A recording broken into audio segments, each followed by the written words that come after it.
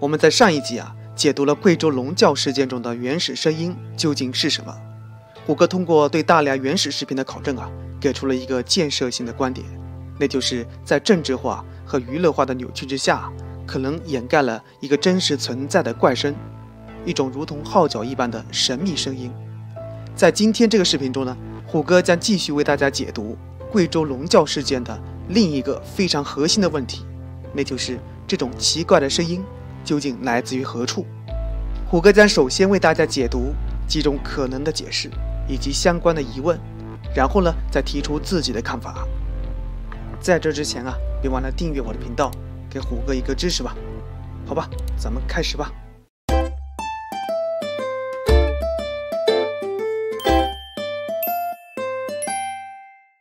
首先这个声音究竟是不是鸟叫？现在官方的认定是一种叫做环角三指唇的鸟叫声。这种认定方式很简单，将原始声音解读为一种呜呜的叫声，然后从那些不同的声源中进行机械式的核对。因为发现这种怪声和环角鹌鹑的叫声相似，所以就认定这种怪声就是鸟叫声。虎哥在上个视频就说过，这种怪声并非单一的呜呜声，而是一种变化的号角声。而即使承认这种怪声是单一的呜呜声，我们仍不能像官方认定的那样将这种呜呜声简单归结为鸟叫声。至少有4种理由。第一，这种鸟不足1斤，怎么能发出如此洪亮的声音呢？我们知道，动物越小，声带的尺寸越小，身体容纳气体量也就越少，所以叫声一般声调较高，发音的时长也更为短促，所以鸟叫声往往都是叽叽喳喳的这种声音。而声音低沉，说明发声的器官厚实，尺寸较大，要震动它也需要很大的气流量和能量。基于这种常识呢，要发出比牛叫还低沉的声音，而且持续这么长时间，那么拳头大的鸟基本上不可能实现，因为没有那么大尺寸的器官来震动，也没有那么大的肺活量有人会质疑说，夏天的长安那么小，照样能发出巨大的声响吧？但其实呢，这个怪声不是声量大小的问题，而是声音低沉的问题。小的东西叫声再大，一般情况都很难达到像视频里的声音那样的深沉。有人会说专家也说了，这个鸟叫的时候会将头和嘴巴扎到土洞里面，所以叫的声音能非常浑厚，整个山谷都能听见嘛。依据专家的这个说法呢，这种鸟就是用这种方式来赶出在土洞里的昆虫，好进行捕猎。先别说这种情况常不常见，反正我是没查到相关的正式资料，感觉也太神奇了吧。这鸟还能发射次声波当武器来捕猎不成？不知是不是专家们杜撰出来的？如果大家有这方面的正式资料呢，欢迎提供出来。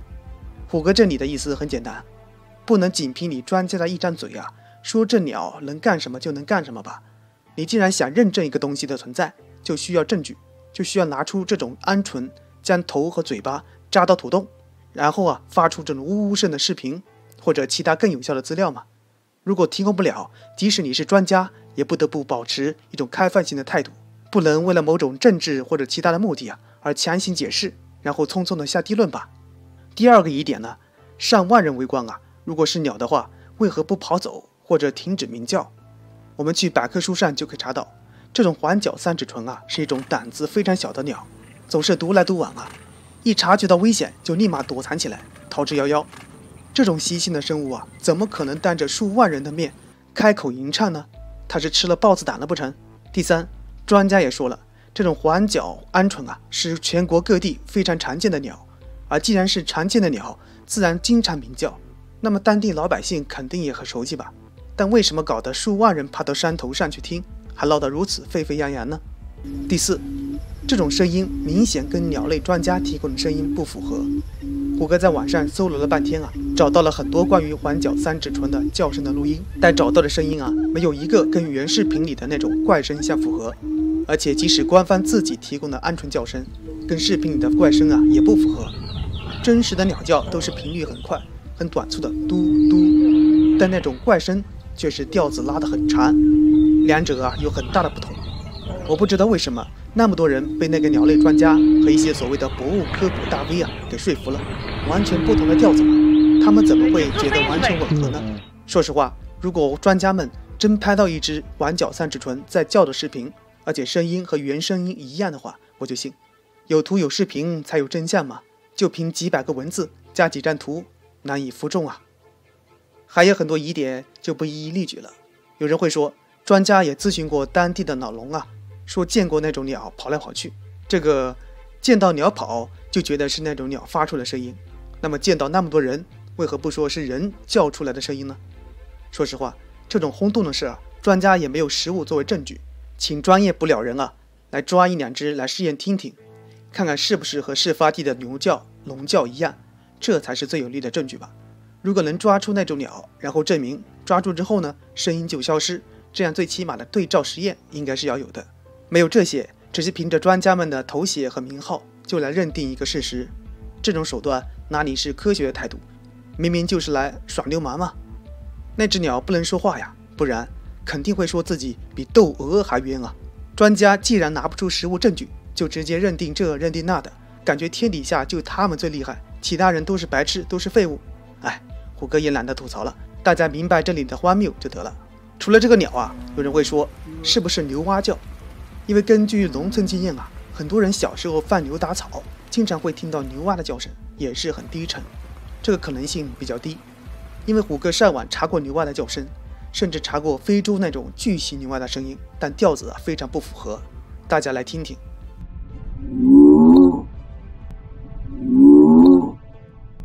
所以啊，有些人就提出来，可能是风力发电机坏了的声音，或者啊风车的叶片缺少油发出来的摩擦声。的确，在这片山坡上一眼望去啊，是有很多风力发电机，似乎好像有某种关联，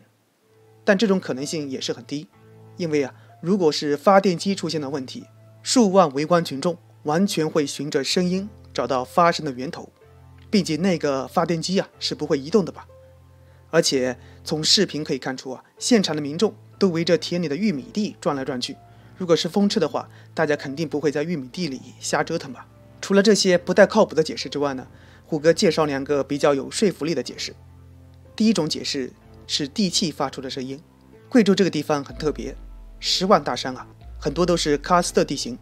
也就是在这里的很多山体啊都是中空的，到处都是地下溶洞和地下暗河。最近连日暴雨啊，导致地下河水猛涨，但地表水大量涌入之后呢，挤压原有地底空间内的空气，而这些空气啊，从那些纵横交错的地下缝隙中高速排出，从而导致气流发出声响，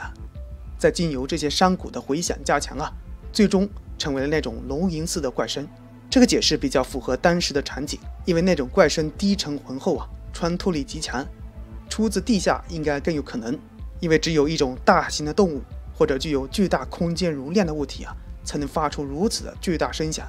而且能够达到类似千里传音的效果啊。但是这个解释无法说明为何只有那片山谷出现这种现象，而非其他地方。因为在事发地周围啊，类似的地形和下雨量可以说是随处可见，为何只在这里发生呢？另一个比较合理的解释是地鸣。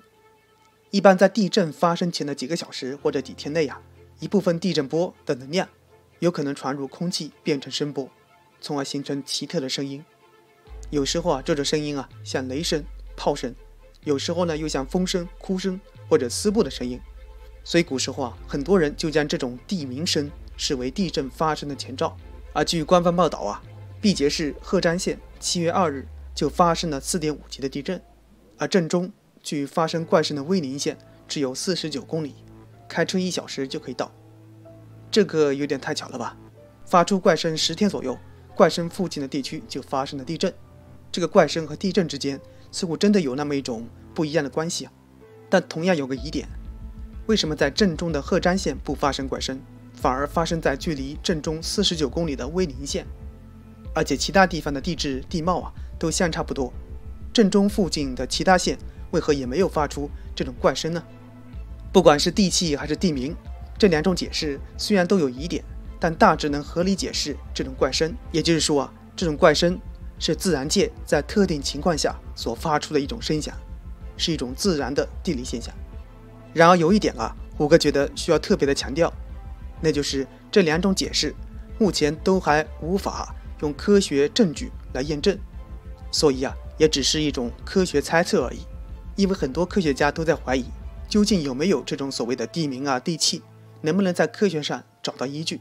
所以大家不要以为地名和地气啊就已经是科学证实的东西，就已经终结了此类怪声话题的讨论。而相反的是啊，怪声依然困扰着科学界，引起很多科学家的探索兴趣，也提出了各种未经验证的理论。虎哥也将在下一期为大家专门讲解全世界存在的这种怪声现象。所以在这个视频的最后呢，虎哥也想脑洞大开，给大家评估一下另一种可能的解释，那就是这种怪声啊，是否可能来自地底下的某种未知的大型生物，比如说龙。其实在网上对于这种贵州龙叫事件有一种呼声一直非常高，那就是地牛。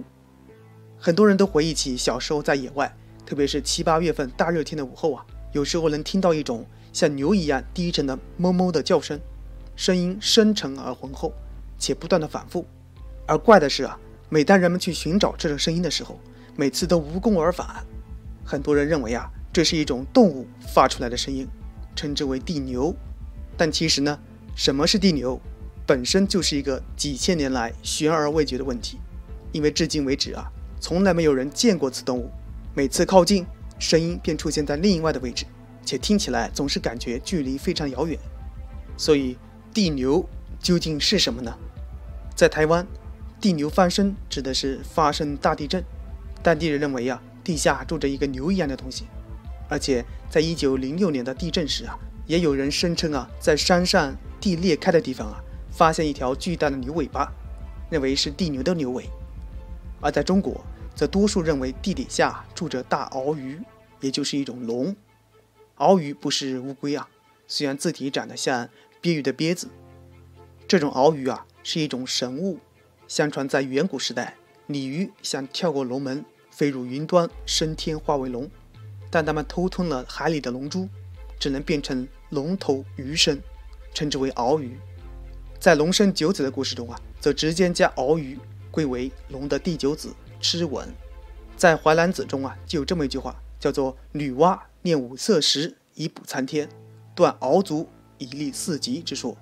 也就是说啊，公共氏头撞不周山之后呢，断了一根天柱，另外3根也会坏。所以女娲呀，担心天要塌下来了，赶紧抓住一条很大的鳌鱼，砍去它的4条腿，蹲在地球的4个角上，化作4条天柱，顶着参天。当然这些啊只是神话传说，不足以信，但这些神话却给了我们一些暗示，那就是地下是否真的住着一种未知的生物，一种像龙一样的东西。而贵州呢，是一个非常特殊的地方，它是恐龙化石发现非常多的地方，特别是那种叫做贵州龙的化石啊，更是非常有名。在之前的地壳运动之后，是否这些庞大的远古生物啊，在这些盘根错节的地下溶洞和地下暗河中幸存了下来？其中啊，是否还包括一种类似于中国龙形象的生物？这些生物啊，大都生活在数量庞大的地下暗河之中，每到7、8月份啊，水量充足之时呢，便能借风雨而腾飞。所以那种声音啊，也不排除真的是一种龙所发出来的。